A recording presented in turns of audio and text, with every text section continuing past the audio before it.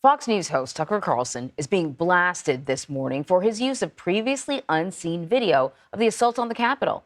Carlson used selected clips from surveillance tapes provided to him by House Speaker Kevin McCarthy to claim that the media and lawmakers lied about January 6th. Scott MacFarlane is on Capitol Hill. Scott, you were there that day. What stood out to you?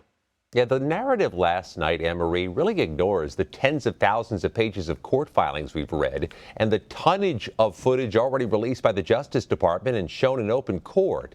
It also ignores the powerful and at times tearful accounts of the injured officers who testified under oath. Carlson called January 6th, quote, mostly peaceful and meek with a small percent that was violent. But he showed limited and edited footage Monday night on his program, which draws an audience of 3.5 million viewers, and then pointed to images of a few protesters shuffling through the halls of Congress.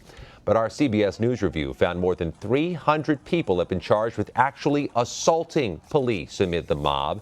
And body-worn police camera footage shows attackers using chemical spray, sticks, a baseball bat, stolen riot shields, and sometimes their bare hands to beat police officers.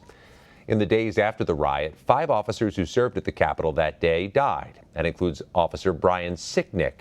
Carlson showed video of Sicknick, who died one day after the attack, walking through the Capitol, saying Sicknick, quote, looked healthy and vigorous.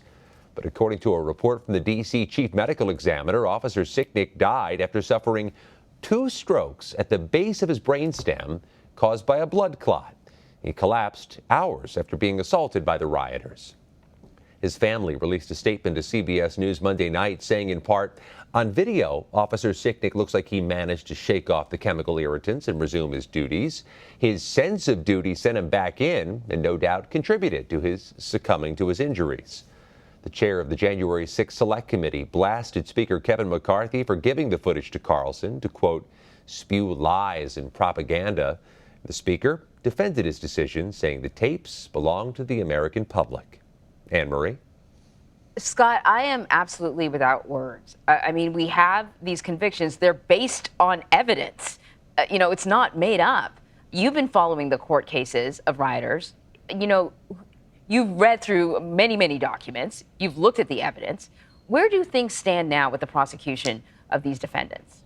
And this isn't just the largest criminal investigation in American history. It is, but it's also potentially one of the most photographed ever. There are thousands of hours of footage. Think about that, Anne-Marie. If you sat down to watch thousands of hours of video, you'll be there for some years to get through it all. Some of the assaults we've seen in some of the footage are downright medieval. But the violence that day came in waves. Tucker Carlson showed some of the walking around and milling about, but the fighting wasn't constant and it wasn't everywhere. It came intermittently. Carlson also focused on the case of Jacob Chansley, the so-called QAnon shaman, asking why some of the quieter moments involving Chansley didn't surface at trial. Well, Chansley pleaded guilty and didn't go to trial, and he admitted breaking a police line and riling the crowd. As of now, there are about 500 people who've pleaded guilty for their roles that day, and the FBI, Anne-Marie, is still looking for about 260 more. Scott MacFarlane, thank you very much, Scott.